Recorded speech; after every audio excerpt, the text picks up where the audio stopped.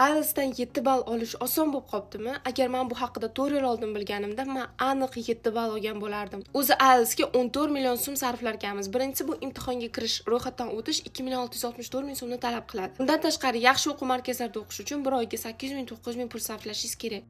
Mayda-chuyda narsalar, kitob sotib ol, daftar sotib ol, mock testlari shunga o'xshagan narsalarga o'rtacha 2 million so'm ketadi va to'liq hisoblaganda 14 million so'mni tashkil qiladi. Lekin men sizga oson va kam pul sarflab 7 ball olish yo'lini ko'rsataman. Bu IELTS GG sayti. Bu shunchaki test ishlaydigan sayt emas. Bu yerda sun'iy intellekt bor. U sizni speakingingiz va writingingizni bir necha daqiqada xuddi Cambridge imtihonini oluvchisidek baholaydi. Qaysi grammatikada xato qilganingizni ko'rsatadi. Sayt interfeysi esa kompyuterdagi IELTS bilan bir xil. Bu degani siz taymerga o'rganasiz va eng aktual testlarni ishlaysiz. Eng zo'r tomoni IELTS GG sayti siz uchun shaxsiy kunlik tartib rejasini tuzadi. Sayt sizning zaif tomonlaringizni va imtihon sanangizni tahlil qilib, aynan maqsad qilgan ballingizga tezroq yetish uchun har kun nima qilish kerakligini ko'rsatadi. Shaxsan men o'zim ham IELTSga tayyorlanish uchun mana shu saytdan foydalanyapman.